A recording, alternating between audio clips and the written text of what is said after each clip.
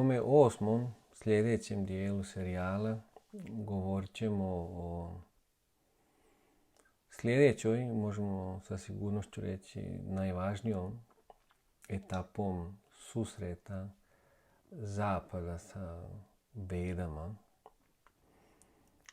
I ta etapa odpočinje krajem 19. vijeka,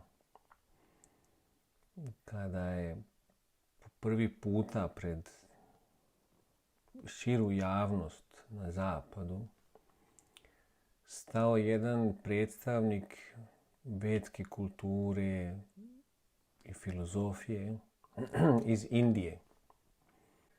Do sada smo govorili o tome kako su ljudi sa zapada išli u Indiju, koju su percepciju imali i koje su ideje donosili iz Indije i kako su to razrađivali i shvatali ovdje na zapadu. Međutim, sada bilo vrijeme kada su počeli da dolaze prvi učenjaci iz Indije. Znači ljudi rođeni u okružju te vedske kulture. Tako prvi od njih je bio jedan monah, Swami Vivekananda. On je bio poznat isto kao glavni učenik jednog od najuticajnijih duhovnih učitelja Indije tada u 19. vijeku, Rama Krišne. I upravo Swami Vivekananda se smatra ključnom figurom u uvođenju Vedante i joge na zapad i neko ko je zaslužan za podizanje profila hinduizma, tako reći, na nivo svjetske religije. Danas kad govorimo o svjetskim religijama i uglavnom kažemo 5 velikih religija, znači hinduizam je tu zastupljen kao jedan od tih 5 velikih religija. I to je otpočelo sve sa tim dolaskom Swami Vivekanande na zapad.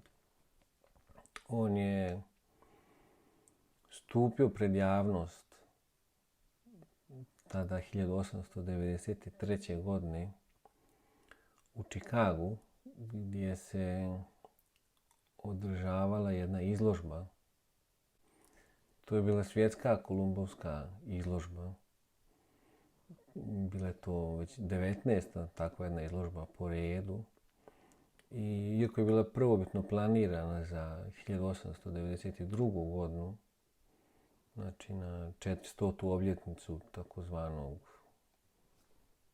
Kolumbusovog otkrića novog svijeta, izložba je morala biti odgođena za narednu godinu zato što nisu bili završili sa svim pripremama i svim radovima koji su bili potrebni.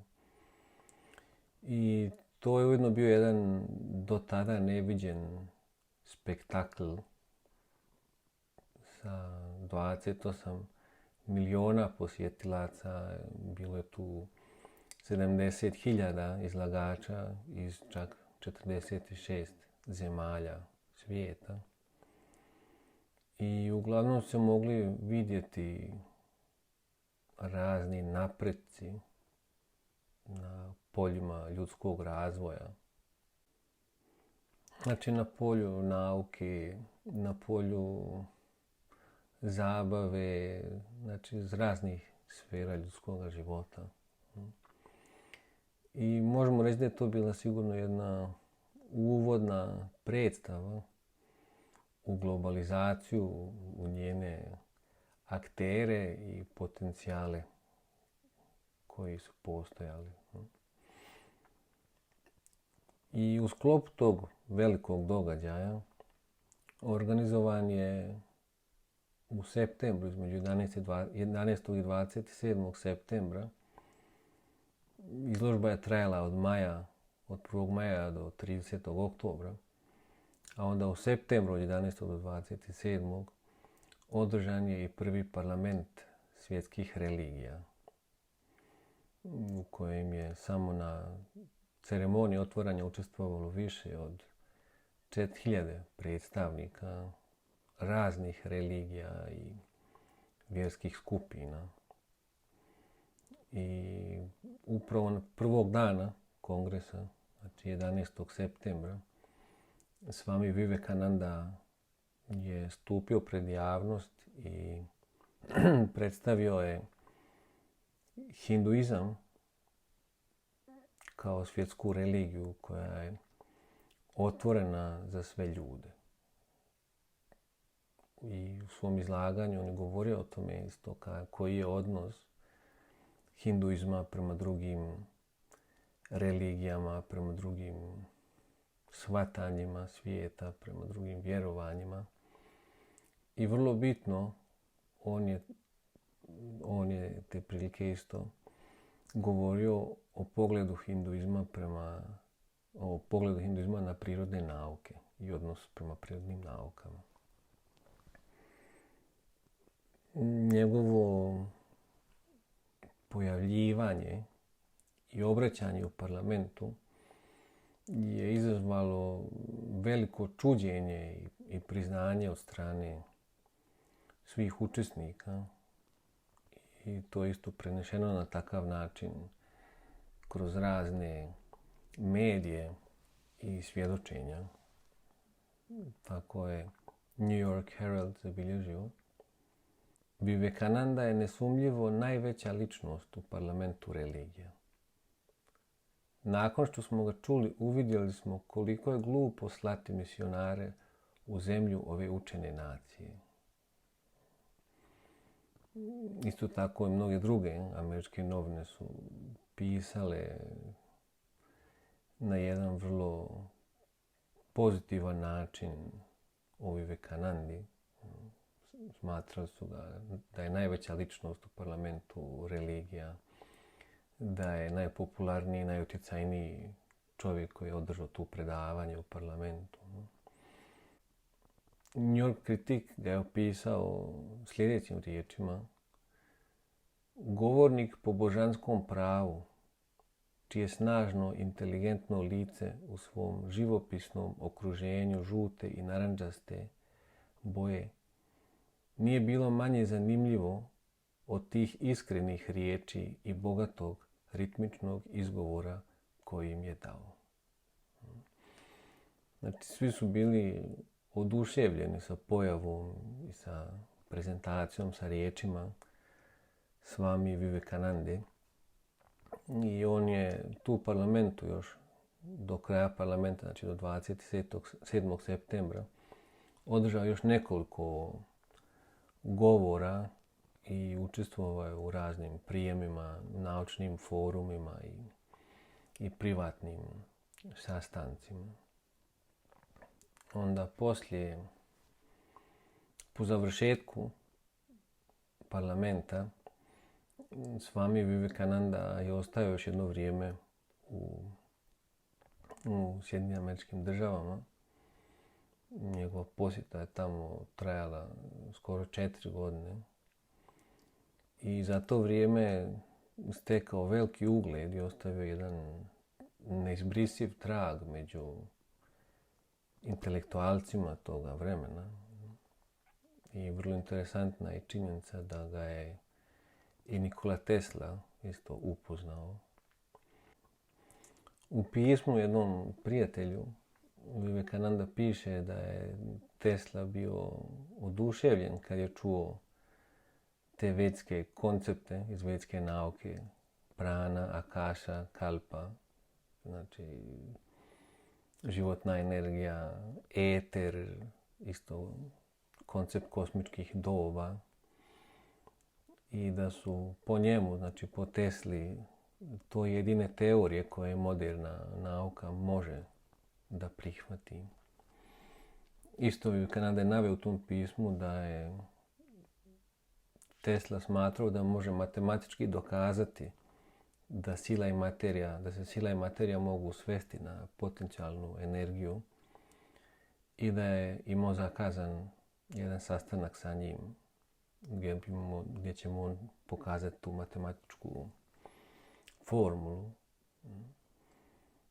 činjenica je da je Tesla u svom daljnjem radu, da se služio tim sanskritskim izrazima, riječima prana, akaša.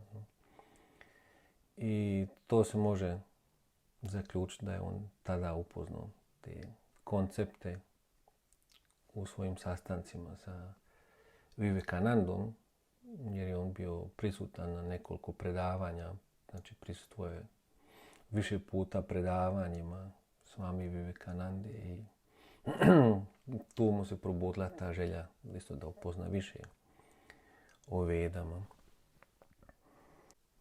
Kasnije u Indiji, kad se vratio u Indiju, on jedne prilike isto govorio o svom vremenu u Americi i jedne prilike je rekao da mu se bio obratio jedan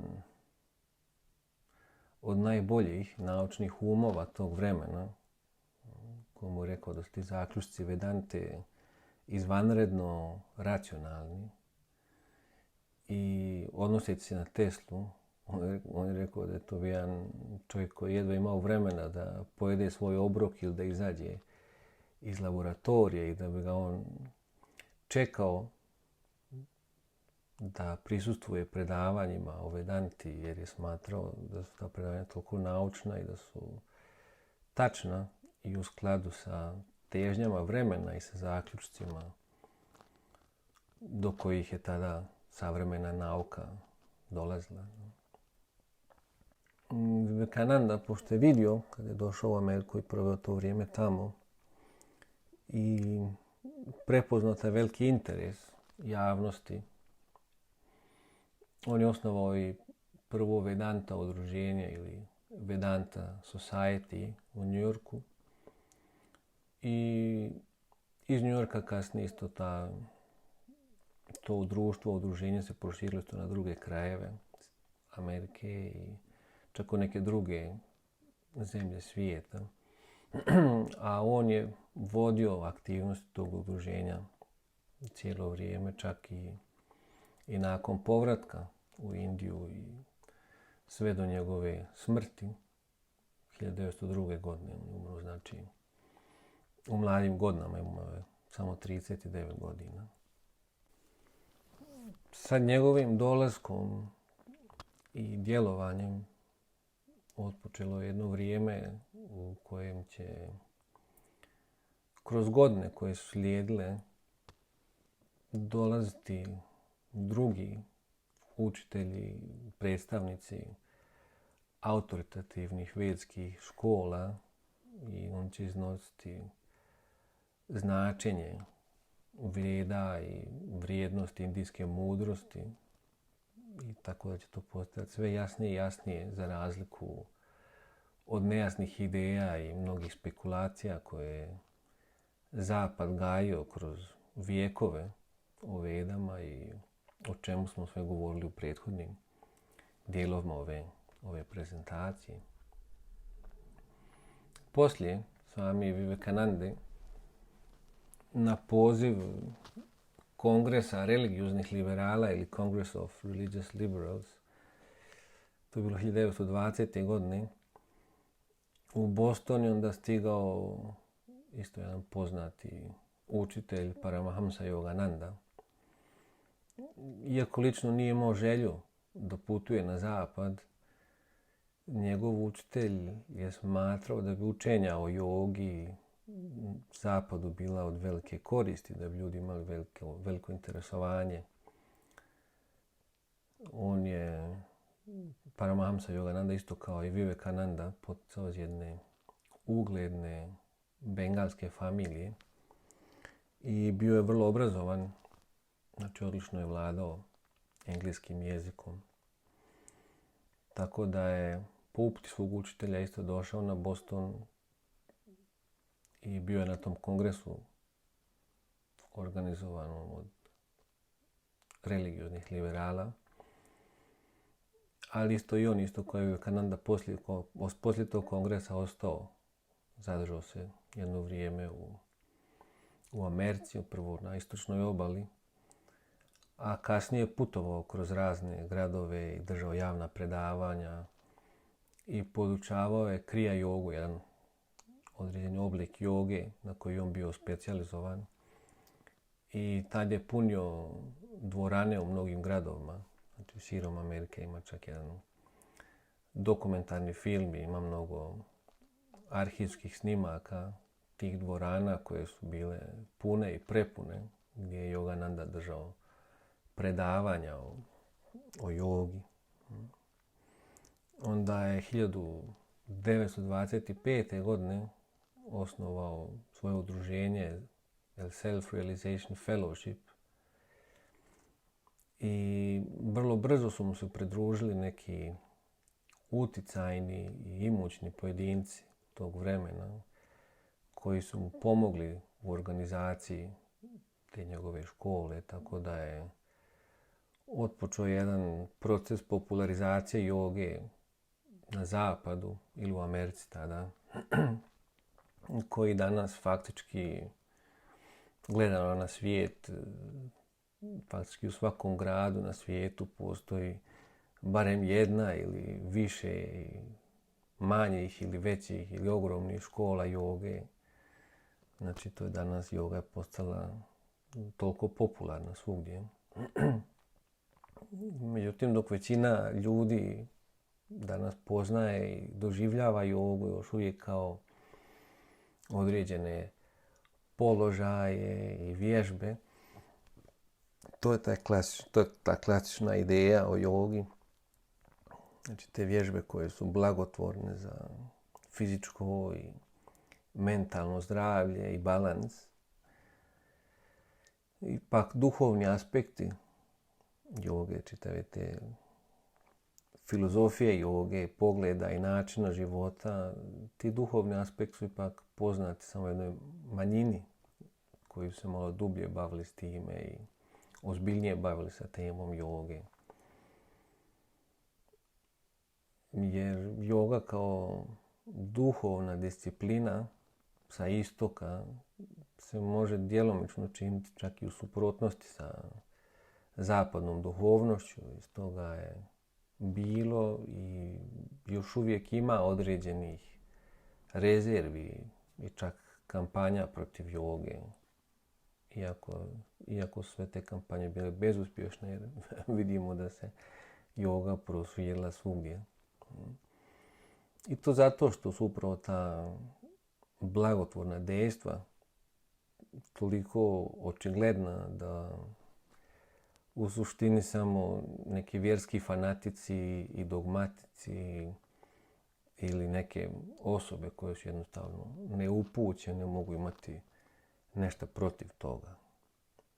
Onda krajem 50. godina stiže još jedan učitelj joge i vedskih nauka. On će kasnije postati vrlo popularan, to je Maharishi Mahesh Yogi, osnivač pokreta transcendentalne meditacije.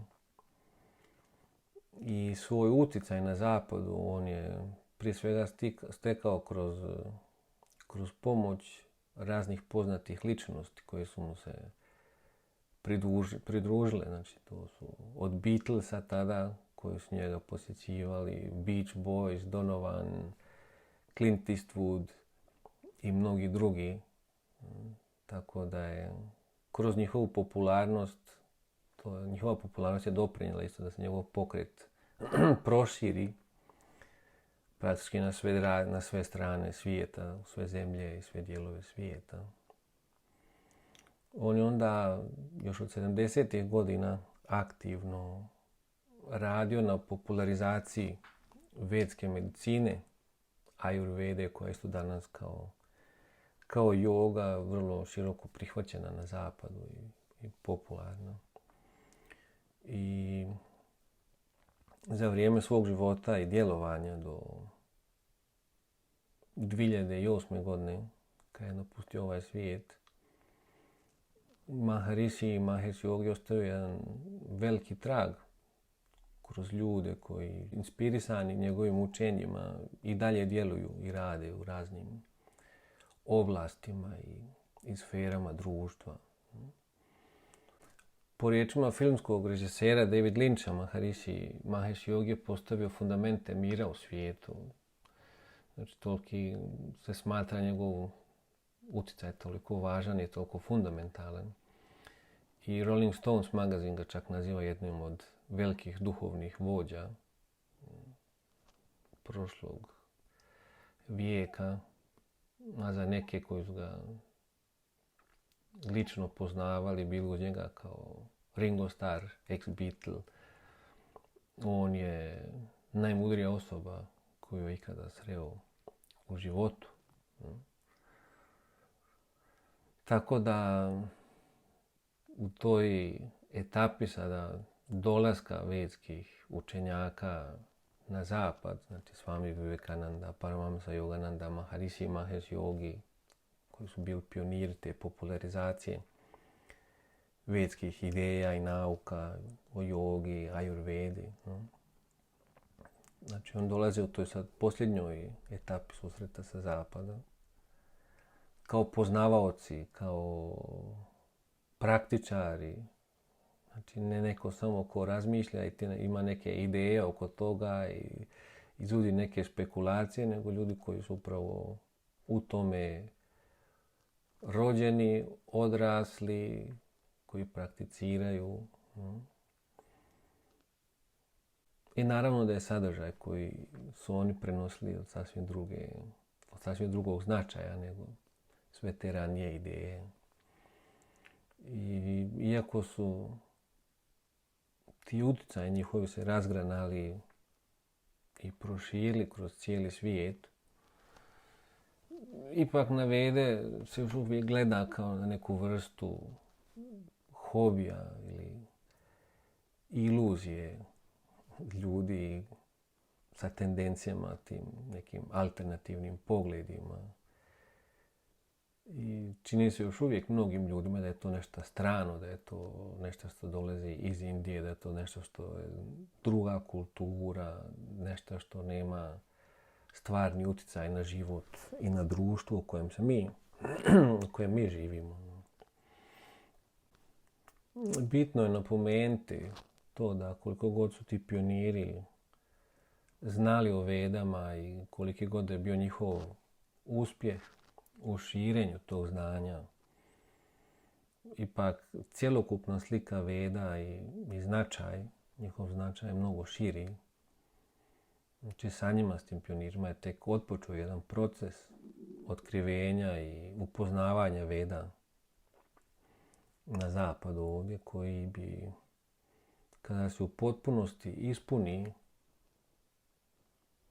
po riječima Asya Bhaktivedanta Swami Prabhupada, o kome ćemo u nastavku govoriti. Znači kad ta cjelokupna slika veda postane jasna i prihvatljiva ljudima na zapadu, to bi trebalo da pokrene jednu revoluciju u bezbožnom postojanju jedne zalutale civilizacije, kako je to Bhaktivedanta Swami Prabhupada opisao. I ko je imalo budan, ne može da ne prepozna današnji svijet, kad je riječ, ako ga opisujemo svijet kao u jednom bezbožnom stanju, bezbožnom postojanju. I ako govorimo o jednoj zalutaloj civilizaciji, znači više je jasno da je to takvo stanje u kojem smo sada. I da bi se izišlo iz tog stanja u kojem smo došli kao društvo, kao svijet, da bi se iz tog stanja izišlo, potrebna je naravno jedna duboka transformacija individualne i kolektivne svijesti. I to inspirisana otkrivenjem i znanjem o stvarnoj prirodi svijeta i nama u njemu, u tome svijetu. Isto tako o našem odnosu prema Bogu ili izvoru postojanja. I to su upravo teme i sadržaj učenja tradicionalne vedske škole, koja je poznata kao Bhagavata i isto o kojoj ćemo govoriti više u nastavku. Prvi predstavnik te škole je još 1933. godine stigao je bio na zapadu, znači još i prije nego što je Maharishi Mahesh Yogi bio, znači 50. godinama. I to je bio Swami Bhakti Hridaya Bon, koji je tad praćen još dvojicom monaha, stigao u tadašnju, može se reći, svjetsku prijestolnicu, London. I to baš u vrijeme velikih odluka i događaja između dva svjetska rata. On je isto tako stigao kao i Paramahamsa Yogananda po uputi njegovog duhovnog učitelja Bhaktisiddhanta Sarasvati Thakur Prabhupada i ubijeđen da je poruka koju nosi od velikog značaja, pa čak možda i sudbonosnog značaja za svijet tada, i da je London upravo najbolje mjesto da se ta poruka čuje. U Engleskoj je bio vrlo aktivan Swami Bon po dolasku i držao razna predavanja uglavnom na univerzitetima, znači u Oxfordu, Cambridgeu, University of Exeter, raznim isto teozofskim društvima i akademskim zajednicama, institucijama. Bio je primljen i počastovan u Buckinghamskoj palati od kralja Georgea V i kraljice Marije tada. Tako da je, držeći ta predavanja, polako počeo oko sebe da sakuplja ljude koji su imali interesovanje u ta teistička vedska učenja. I iz tog razloga im isto osnovao jedno društvo pod imenom Chaitanya Society i Temple Trust uz planove, znači, da izgrade jedan hram u Londonu. Engleska je tad bila ulazna kapija u Europu za Swami Bona, a plan mu isto bio, znači drugi cilj njegove misli je bila isto Njemačka, zemlja u kojoj su prve ideje i prepisi i prevodi Veda još od vremena August Wilhelma Schlegela i drugih romantičara naišli na najviše interesovanja i najviše poštovanja. Govorili smo o tome kako je romantizam pokrenuo jedan talas nacionalističkih pokreta u Europi i koji se u Njemačkoj manifestirao u obliku Völkische Bewegunga ili nacionalnog pokreta, u koji su onda slili još razni drugi utjecaji od germansko-mitskih pa sve do iskrivljenih ideja o Vedama i o Arijevcima.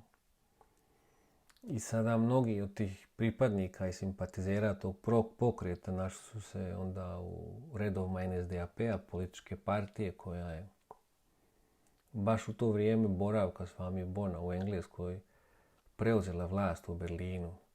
Tako da je priča o Arijevcima, o arijevskoj kulturi postala društveno-politička svakodnevnica u Njemačkoj i to je bio isto veliki povod Swami Bonu da pored engleske isto, znači, da bude u Njemačkoj.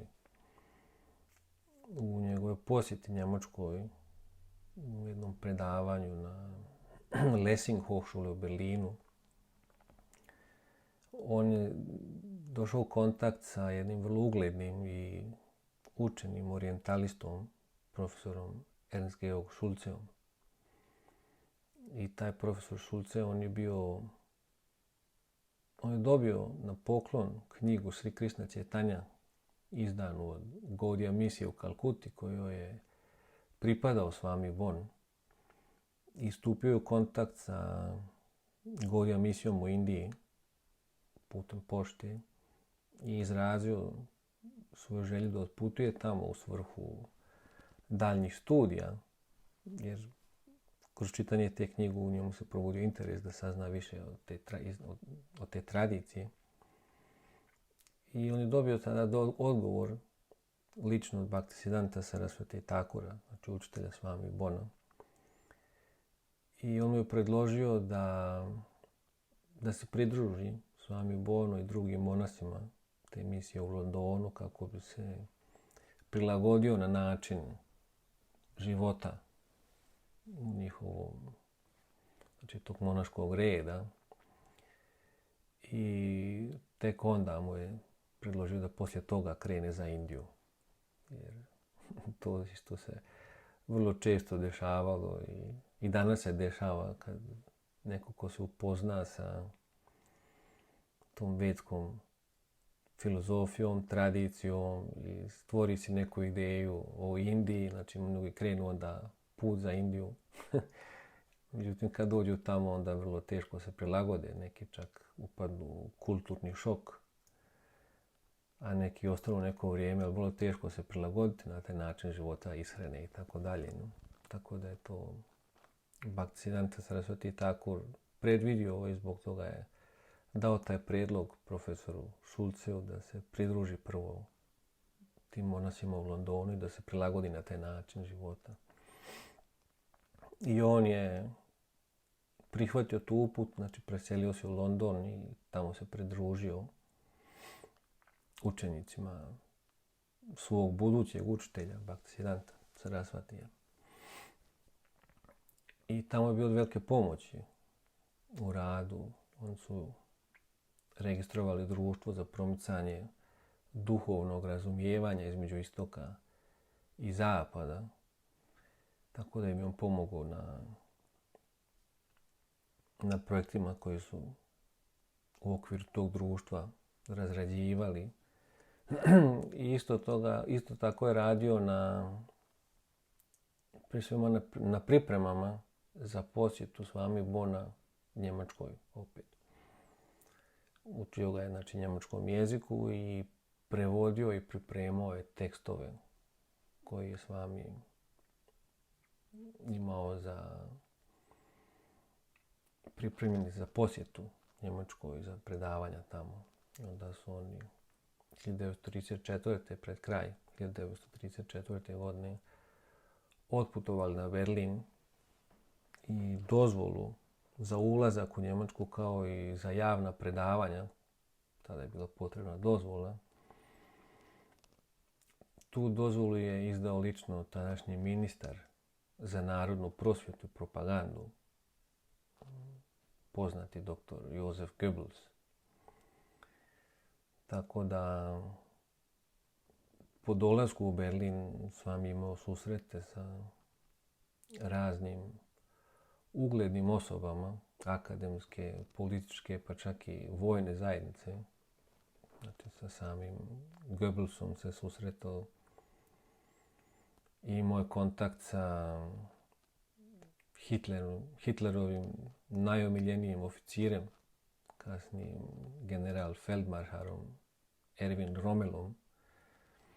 Tu isto bio Achim von Arnim, vođa Sturmabteilunga i paravojne formacije NSDAP-a i mnogi drugi. Čak je imao zakazani termin sa Hitlerom, koji je onda Hitler kratkoročno otkazao.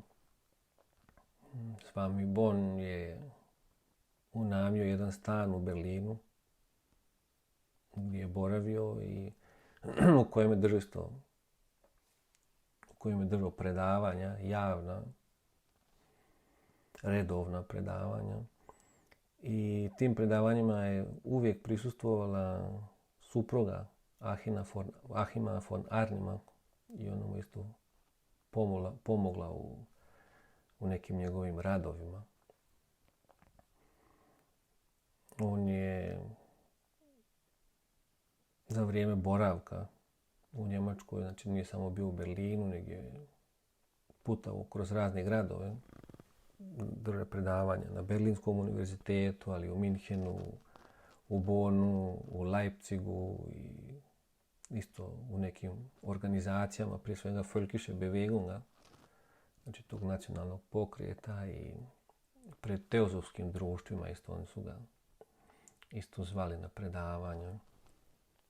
Njemci su bili vrlo željni da saznaju što više o istočnjačkoj filozofiji, prije svega o Arijevcima, jer to je tad bila popularna tema i Swami je upravo te teme obrađivao u svojim predavanjima i postoje zapisci, sadržaj tih predavanja, transkripti u obliku 2 zbirke koje isto imamo ovdje dostupno. Ja.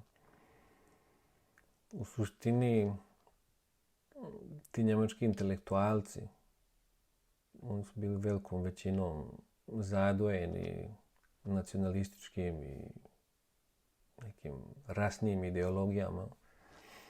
I u suštini su tražili potvrdu za svoje teorije i shvatanje o rasama i Arijevcima, ali su izlaganja Swami Bona, znači sve te ideje koje su oni sebi stvorili kroz, o tome smo isto govorili, kroz istoriju, kako su nastale te ideje o rasnoj ideologiji i nacionalizmu i tako dalje. Oni su htjeli da nađu potvrdu u Swamijevim izlaganjima na te svoje ideje, međutim, njegova izlaganja su bila dijametralno suprotna svim tim idejama, jer on kao poznavalac dubokih vedskih istina, osoba koja je rođena u jednoj uglednoj familiji bengalskih bramana sa potpunim znanjem sanskrita i kao monah zavjetovan u tradiciji teističke vedante, znači on je svoja izlaganja uvijek zasnivao na činjenicama o srodstvu svih duša i njihovoj jednakosti pred Bogom, što je opet suprotno prevladavajućim rasističkim i šovinističkim idejama o Arijevcima, koja su zasnovana na tjelesnim razlikama i koje su se tad širile Europom. Kroz svoja predavanja on je uspio, Swami Bon je uspio privući određenu pažnju njemačke javnosti, čak veliku pažnju, ali to je bilo više kroz samu svoju pojavu i kroz impresivnu učenost, nego kroz prihvatljivost njegove poruke. Jer sve to se dešavalo bilo u pozadini političkih preokreta tada u Europi, na samom pragu najveće nesreće koja će se desiti čovječanstvu u obliku Drugog svjetskog rata. U Völkische Beobachter, to je bio jedan novinski list NSDAP-a, ima jedan report o Swamijevom jednom predavanju, gdje oni upravo tako opisuju ga kao jednu osobu vrlo karizmatičnu, učenu i tako dalje. I zaključak je da njegova učenja nama nisu trenutno prihvatljiva. To je bila ta opis o tom jednom predavanju koje je on održao. Najvjerojatnije jedno od njihovih prostorija. Tako da sve ukupno engleska kao njemačka javnost u to vrijeme, intelektualci, oni su ostali, znači, sa dobrim utiscima o Swamiju i njegovim izlaganjima. Međutim, ta novostečena saznanja, znači prvi put su imali priliku da čuju od nekoga iz tradicije, ipak ta novostečena saznanja nisu imala neki značajan utjecaj na njihov svakodnevni život, tako reći, i na društvene nauke. No.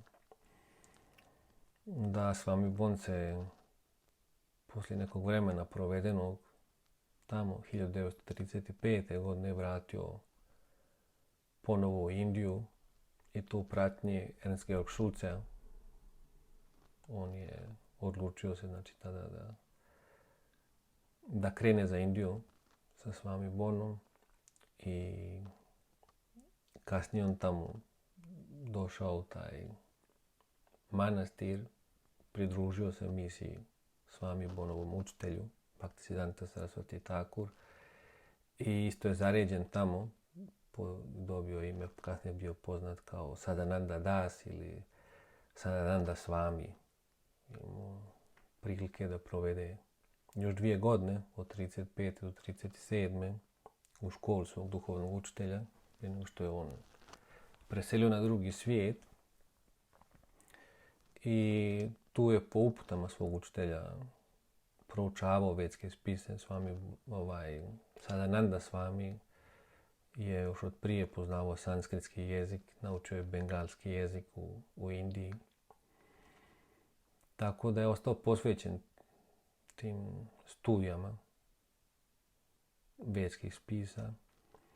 1961. godine se vratio onda u Europu i do kraja svog ovozemaljskog života 1977. godine on je uglavnom radio na prevodima tekstova sa sanskrita i bengalskog jezika na njemački, kako mu je to bio naložio njegov duhovni učitelj.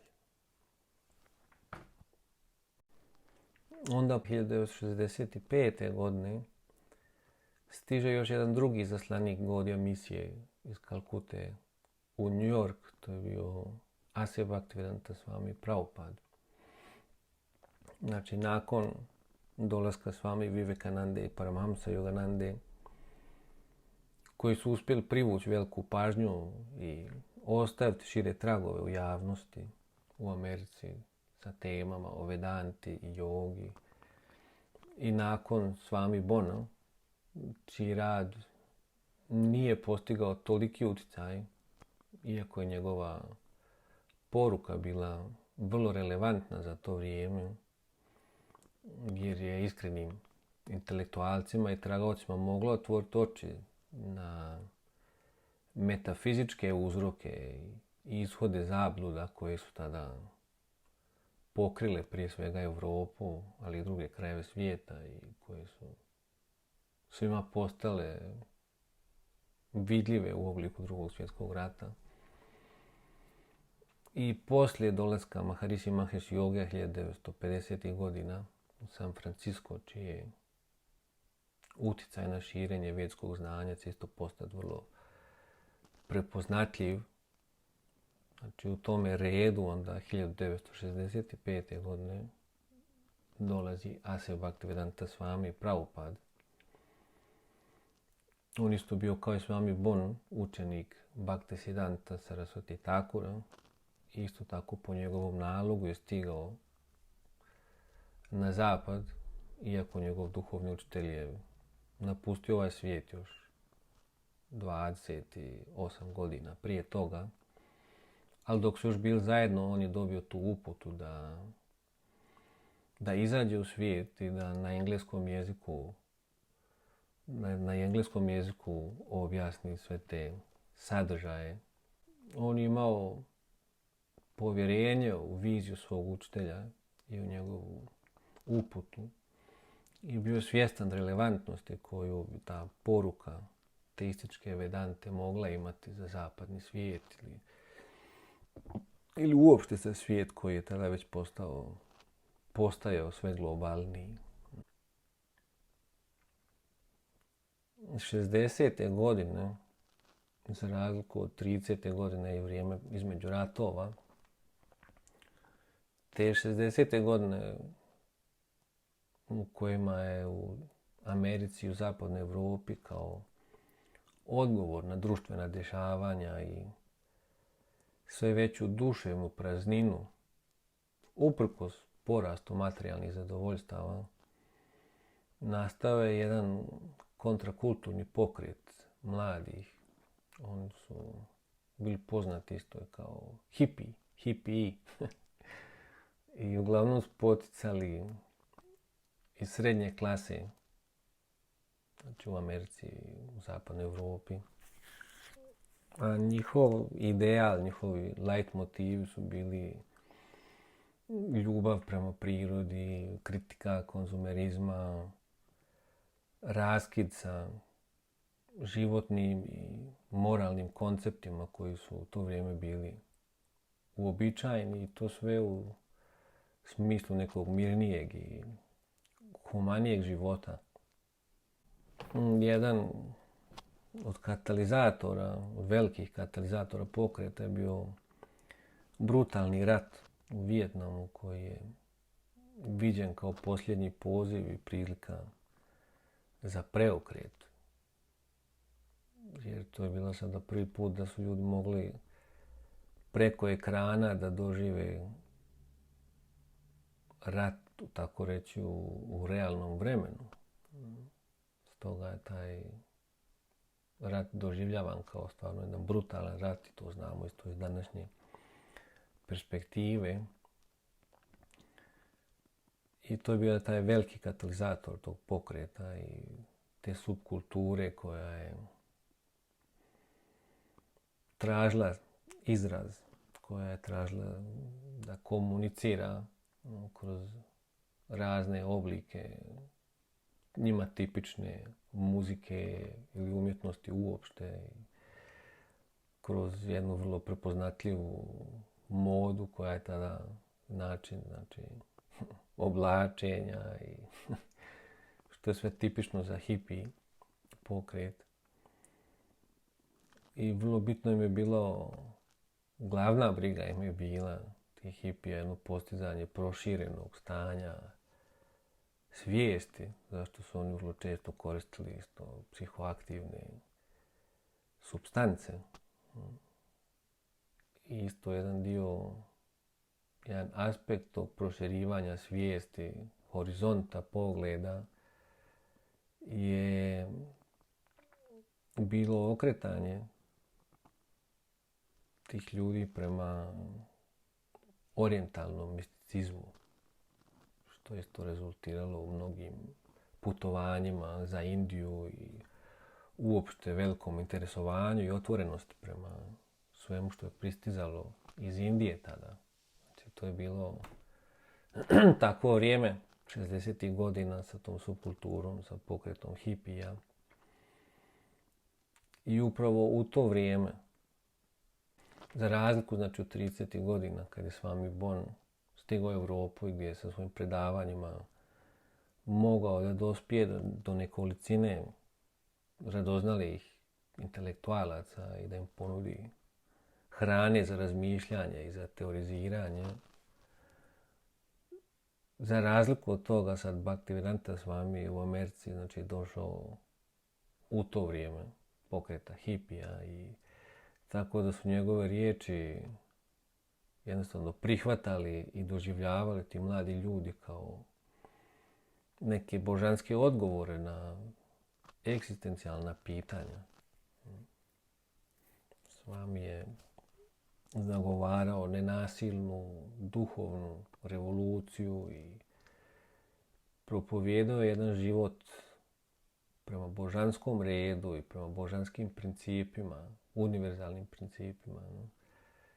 I uvijek je naglašavao dobrobit jednostavnog življenja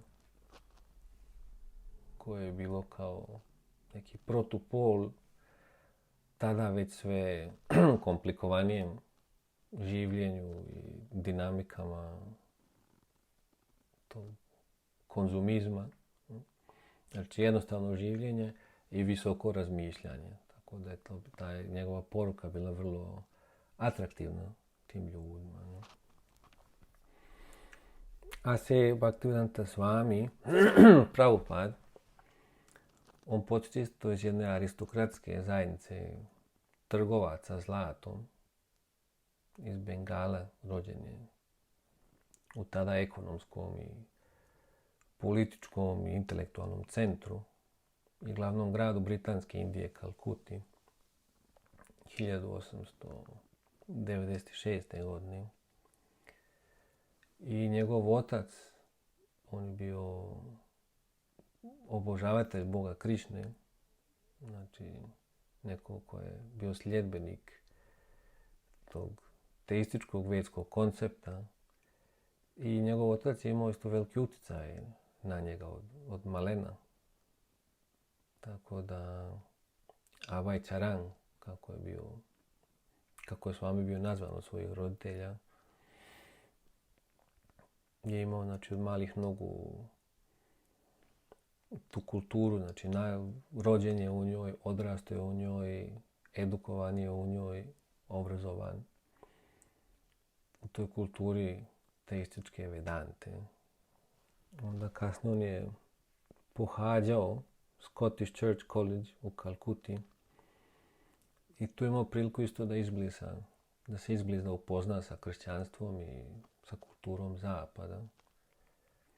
I bio vrlo blizak prijatelj sa jednim kršćanskim učiteljem, William Spence Urquhartom, koji je davao časove iz Biblije i Abhay Charan je nekada čak dnevno išao i uzmao te časove iz Biblije, tako da kroz takve životne okolnosti on je savršeno dobro poznavao i zapad i zapadnu kulturu, poznavao je i kršćanstvo i isto tako vladao je odlično engleskim jezikom. Još od prvog susreta sa svojim duhovnim učiteljem 1922. godine, Abhay tad je imao tada 26 godina, Bhaktisiddhanta Saraswati Thakur ga je ubijedio u važnost prevoda i širenja tih duhovnih spisanka od Vedanta tradicije. Iako je Abhay proveo još neko vrijeme posvećen svojoj porodici i farmaceutskim poslovima kojima se bavio, on je isto u to vrijeme pomagao misiju svog duhovnog učitelja više iz pozadine. Ta misija koja se upravo u to vrijeme širila vrlo brzo kroz velike gradove u Indiji, čak neke gradove u inostranstvu, znači došli su do Basre u Iraku, u Burmi i prije svega u London, o čemu smo već govorili. Tako da Abhay Charan je djelovao, bio dio te misije, ali više iz pozadine, zato što je bio posvećen porodici i svom poslu. Ali je to njemu ostalo od tog susreta sa njegovim duhovnim učiteljem kao njegova misija. On je to prihvatio kao svoju misiju, znači da prevede ta djela i da ih štampa i da ih razdijeli preko cijelog svijeta. No. Tako da nakon preseljenja Bhaktisiddhanta Saraswati Thakura na onaj svijet 1937. godine Abhay nastavio jednostavno posvećen njegovoj misiji. 1944. godine on je samoinicijativno počeo da izdaje jedan časopis Back to Godhead, koji, znači 1944. ga je počeo izdavati i taj časopis se izdaje sve do dan danas. A na vrhuncu 70. godina izdavan je čak u nekoliko miliona mjesečnih primjeraka na 19 jezika svijeta. I kao što kažem, i danas još uvijek njegovi učenici nastavljaju sa izdavanjem tog časopisa. A 1950. godine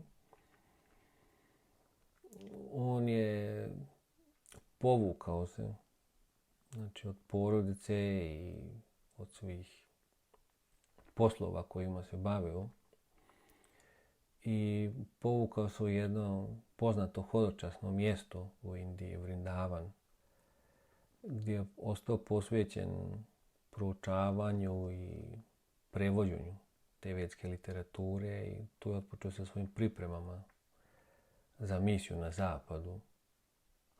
Tako sve do 1959. godine, kad je zamonašen u red Svamija, od tada postaje poznat kao Ase Bhaktivedanta Swami. To vrijeme koje je provodio u Vrindavanu, koje je proveo tamo, on je živio u veoma siromašnim uslovima, kako to i priliči onima koji su na tom putu odricanja. Ali uglavnom svo vrijeme je provodio kao u pripremama za svoju misiju na zapadu.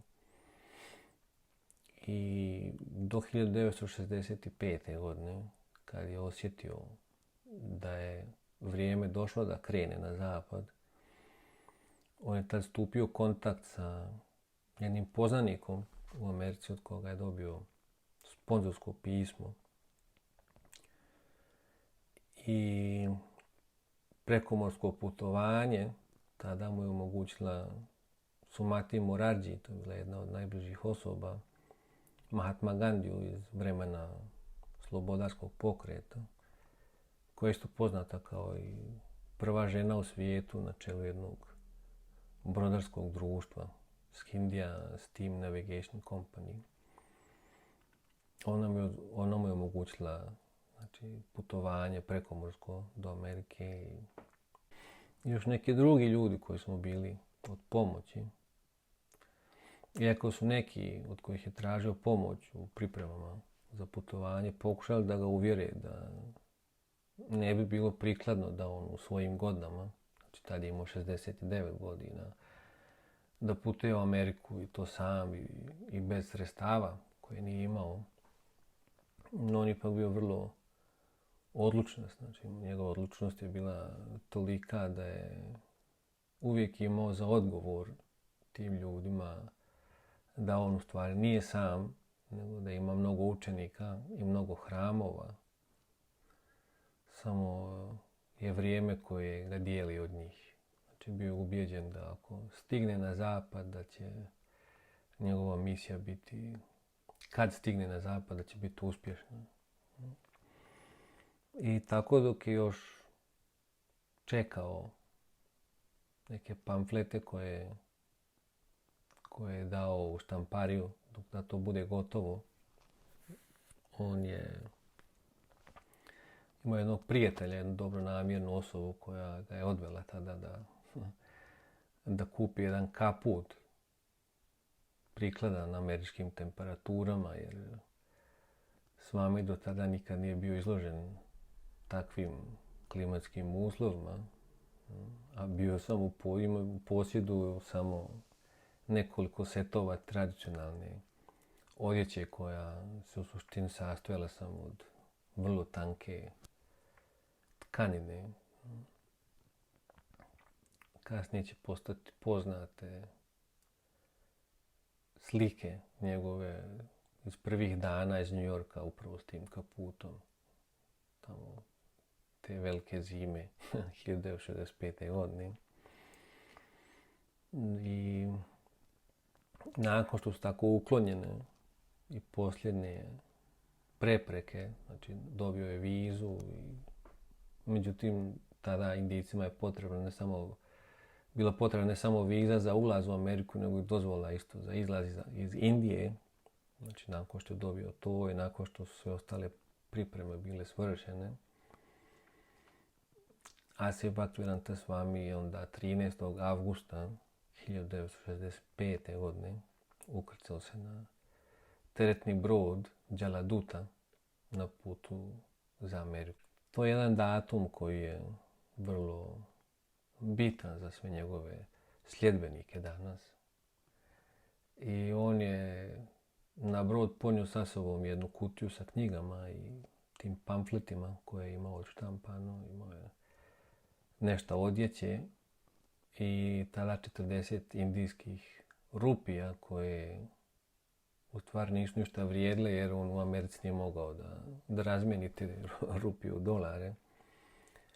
Nego prije nego što je sišao sa broda, on je pitao kapitena da mu otkupi 3 knjige koje je imao štampane i zato je dobio $20 i to je bio praktički sav kapital s kojim je on stigao u Ameriku. To putovanje iz Indije je trajalo 35 dana i postoji svjedočanstvo o tome kako je Prabhupada doživio sve to ili bolje reći kako je preživio to putovanje. On je zapisao to u jednom dnevniku. Jer pored svih ostalih fizičkih nevolja i bolesti vezanih za prekomorsko putovanje, on je doživio i 2 srčana udara, što ga nije obeshrabrilo, nego već suprotno. I od toga je čak više učvrstilo u uvjerenju da ako preživi putovanje, onda je to isključivo po Božjoj volji i u svrhu misije koju je trebao da ispuni. Po dolasku u Sjedinjene Američke Države, Prabhupada je proveo mjesec dana u kući njegovog sponzora u Butleru, Pennsylvaniji, ali se potom preselio onda u New York, na Manhattan, jer je tu imao veću publiku i bolje kontakte kojima se mogao obratiti. Mjesto za boravak u Manhattanu mu je ponudio vlasnik jedne joga škole, gdje on prvih mjeseci isto živio i držao predavanja, mada nije bilo mnogo pokreta oko toga. A u isto vrijeme tad je isto bila ta poznata, snjegovita i vrlo hladna zima 1965. godine, tako da isto vrlo teško borio se sa hladnoćom i snijegom. Međutim, i dalje je nastavio da radi na prevodima i knjigama i sa vremena na vrijeme uspio čak da proda neku od tih knjiga koje je bio donio. Tako da se održavao na taj način, preživljavao, ali postepeno se onda proširio glas o Svamiju koji daje predavanja iz Bhagavad Gite, pa su onda neki učenici iz te joga škole počeli da pohađaju njegove časove i da šire taj glas o njegovim časovima Bhagavad Gite. I tako polako je onda su ljudi počeli da pristižu. Međutim, onda se isto desilo da mu je opljačkana soba tu gdje je bio. I to ga je onda primoralo da se preseli u jedan manji stan koji je bio u drugoj aveniji 26 na Lower East Side-u. I to je bio jedan mali stančić koji je imao isto na ulazu u obliku jednog izloga i onda je tu otpočeo sa dnevnim predavanjima Bhagavad Gite. I 13. jula 1966. godine već tad je osnovao internacionalno društvo za svjesnost Krišne ili ISKCON. Tad su znači bili dnevni program, dnevna predavanja iz Bhagavad Gite. I onda je 9. oktobra te iste godine, 1966. godine,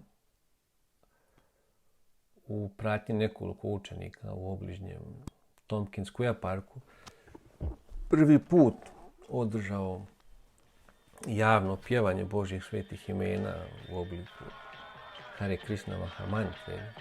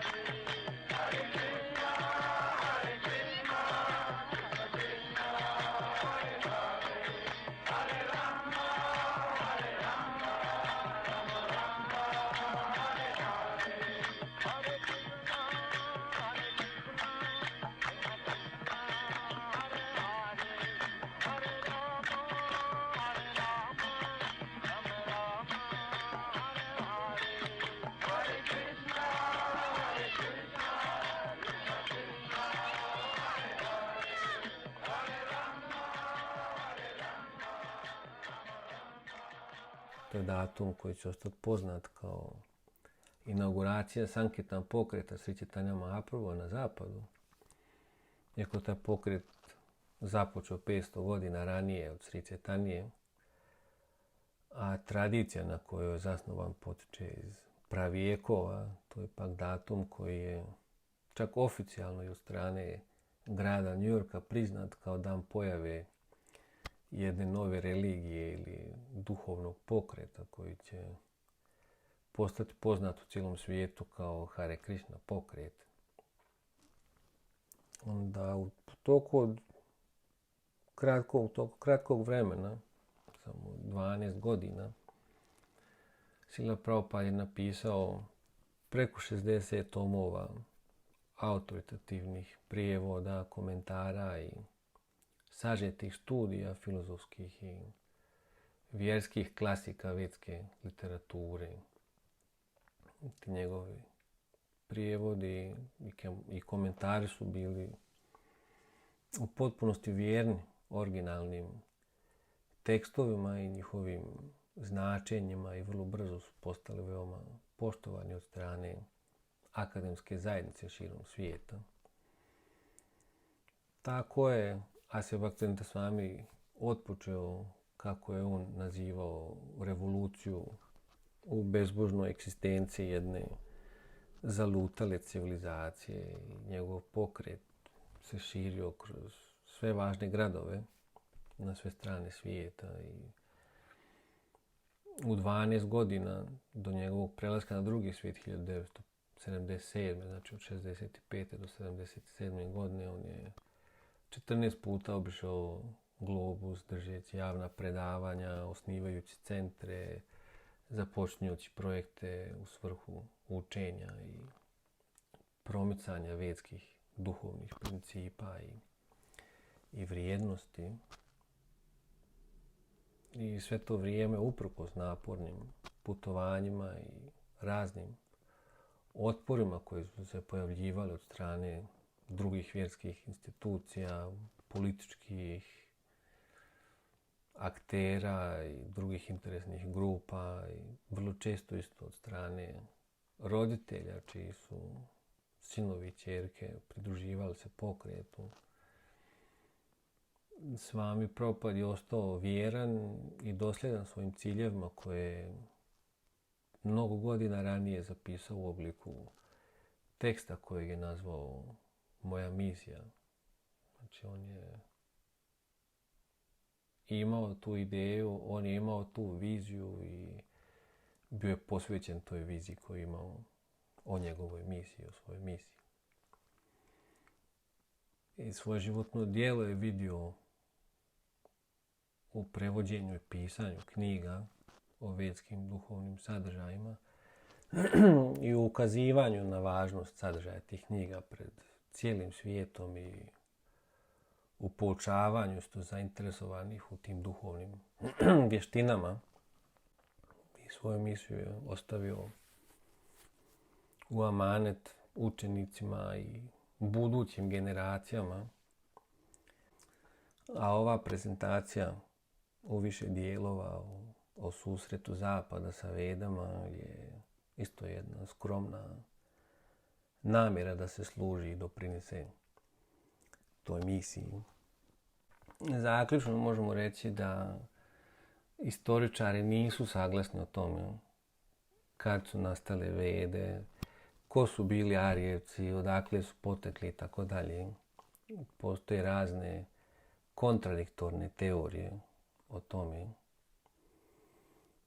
Svrha ove prezentacije je bila da ukažemo na višemilenijumski kontinuitet vedskih škola i tradicija i da tačni brojevi o starosti kao ni geografski opisi nisu od značaja kad je u pitanju sadržaj veda i njihovo značenje za čovječanstvo u prošlosti, sadašnjosti i tako i u budućnosti.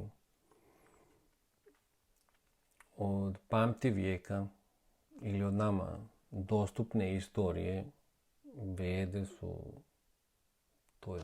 to se može dokazati kroz nauku, postojale u današnjoj Indiji je tako da od vremena Grka pa sve do današnjice dolazilo je do tih susreta između ljudi sa zapada, sa vedskom kulturom.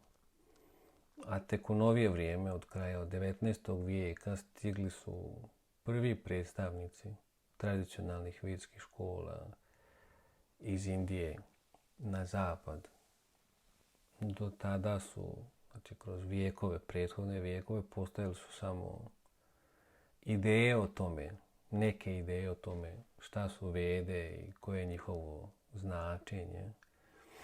Međutim, neke od tih ideja, možda čak i većina tih ideja su bile vrlo iskrivljene i čak suprotne vedskim učenjima. Činjenica je da danas da su ta vedska učenja rasprostranjena na cijelom svijetu i da ima mnogo iskrenih tragaoca za istinom i misterijama života koji su pronašli veliku inspiraciju i izvor znanja u vedama.